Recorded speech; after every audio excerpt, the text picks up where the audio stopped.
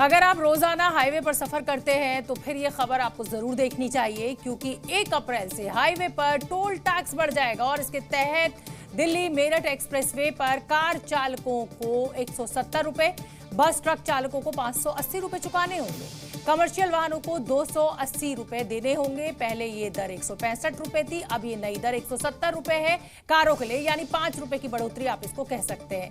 नई दरों के बाद छिजारसी टोल पर कार चालकों को 175 रुपए, बस और ट्रकों को 590 रुपए, जबकि छोटे कमर्शियल वाहनों को 280 रुपए चुकाने होंगे। अयोध्या के रोनाही टोल प्लाजा पर कार चालकों को 125 रुपए, बस ट्रक चालकों को 430 रुपए, कमर्शियल वाहनों को 205 रुपए देने होंगे। बाराबंकी में कार चालकों को 110 रुपए, बस ट्रक चालकों को 365 रुपए और कमर्शियल वाहनों को 175 रुपए देने होंगे। सुल्तानपुर में कार चालकों को 115 रुपए, बस ट्रक चालकों को 385 और कमर्शियल वाहनों को 185 रुपए, यानी कुल मिलाकर कारों पर 5 रुपए की बढ़ोतरी है, बस और ट्रक पर कुल मिलाकर 15 रुपए की बढ़ोतरी है और कमर्शियल वाहनों पर यह बढ़ोतरी 10 से 15 रुपए है। कहीं किसी रूट पर 10 रुपए और किसी रूट पर 15 रुपए। और नेशनल हाईवे पर बढ़ी हुई टोल टैक्स की दरें आज रात से ही प्रभावी रूप से लागू हो जाएंगी। 12 बजे रात्रि मध्य रात्रि और 1 अप्रैल से जो है टोल प्लाजा की जो शुल्क है वो बढ़ा दिया गया है। 5 रुपए से लेकर 25 रुपए तक दर बढ़ाई गई है। टोल टैक्स बढ़ाए जाने को लेकर लोगों में नाराजगी है। लोगों का कहना है कि टोल टैक्स बढ़ाने से जेब पर सीधा असर पड़ा है। ये तो टोल बढ़ा दिया, हम लोग टैक्स भी दें, पहले ही 75-80 हजार लग जाता है, उसके बाद टोल अब और बढ़ रहा है। ये कह रहे थे इसे समाप्त करेंगे और बढ़ा रहे हैं इसको।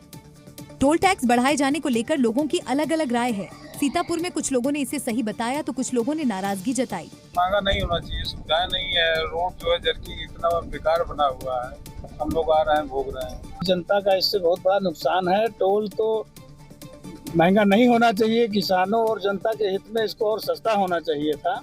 हाईवे पर टोल टैक्स बढ़ाए जाने से लोगों में नाराजगी है। लोगों का कहना है कि किसानों और आम जनता को राहत देने के लिए टोल सस्ता होना चाहिए। महाकुंभ वाली मोनालिसा तो आपको याद ही होगी। मोनालिसा को जिस डायरेक्टर ने हीरोइन बनाने का सपना दिखाया था और मुंबई लेकर गया था, वो डायरेक्टर अब रेप केस में गिरफ्तार हो चुका है। सनोज पर आरोप है कि उसने फिल्मों में काम दिलाने के बहाने एक्ट्रेस का एक रिजॉर्ट में रेप किया, फिर अश्लील तस्वीरों के जरिए लगातार ब्लैकमेलिंग और शारीरिक शोषण किया। इतना ही नहीं, मोनालिसा के डायरेक्टर पर जबरन 3 बार एबॉर्शन कराने का भी आरोप लगा है। सनोज मिश्रा तब चर्चा में आया था जब उसने महाकुंभ वाली मोनालिसा को फिल्म में रोल देने का ऐलान किया था। इसके बाद मोनालिसा को लेकर वो मुंबई और दूसरी जगह पर भी लेकर गया। मोनालिसा को भी सनोज ने हीरोइन बनाने का वादा किया। हालांकि अब तक कोई नहीं जानता कि मोनालिसा को कोई फिल्म मिली भी है या नहीं, लेकिन एक बात साफ हो गई कि डायरेक्टर सनोज की नीयत में क्या था और किस तरह उसने पहले दूसरी लड़कियों को झांसा देकर उनसे रेप किया। फिलहाल सनोज मिश्रा दिल्ली पुलिस की गिरफ्त में है। आरोप है कि उसने एक छोटे शहर की लड़की के साथ कई बार दुष्कर्म किया जो हीरोइन बनने की ख्वाहिश रखती थी। कर्नाटक पुलिस ने पिछले साल स्टेट बैंक ऑफ इंडिया में हुई बड़ी गोल्ड चोरी का पर्दाफाश किया है और पुलिस ने चोरों के पास से 13 करोड़ रुपए की लूट का सोना और सोने के गहने बरामद कर लिए हैं। और तस्वीरों में दिख रहे सोने के ये जेवरात एसबीआई के लॉकर से लूटे गए थे, जिसमें बड़ी संख्या में नेकलेस, मंगलसूत्र, अंगूठियां और सोने के कंगन शामिल हैं। अक्टूबर 2024 में चोरों की इस गैंग ने वारदात को अंजाम दिया था और 6 महीने की कड़ी जांच के बाद इस पूरे गैंग का पर्दाफाश किया गया। चोरों ने वारदात के बाद इस सोने को तमिलनाडु में एक कुएं में छिपा दिया था। They have hidden this gold in Tamil Nadu in a well. Our team went there after getting the clues and recovered the gold. The gold recovered is around 17 kgs. Police ने इस मामले में इस गोल्ड चोर gang के 6 लोगों को गिरफ्तार किया है। पुलिस के मुताबिक इन चोरों ने यूट्यूब और फेमस शो मनी हाइस्ट देखकर प्लान बनाया था और करीब 6 महीने प्लान बनाने के बाद इस चोरी को अंजाम दिया गया। लेकिन पुलिस की सक्रियता और गहन छानबीन से इस गोल्ड हाइस्ट केस का पर्दाफाश हो गया। इसके लिए कर्नाटक पुलिस ने यूपी समेत कई राज्यों में तलाश की थी। अगर आप किसी हादसे का शिकार हो जाएं और कोई अनजान व्यक्ति आपकी मदद करे तो जाहिर है कि आपका भरोसा उसके ऊपर जरूर पैदा हो जाएगा। लेकिन छत्तीसगढ़ में सड़क हादसे में घायल युवक को मदद लेना भारी पड़ गया। ठग ने पहले घायल युवक की मदद की और जब उसका भरोसा जीत लिया तो 50,000 रुपए ठग लिए।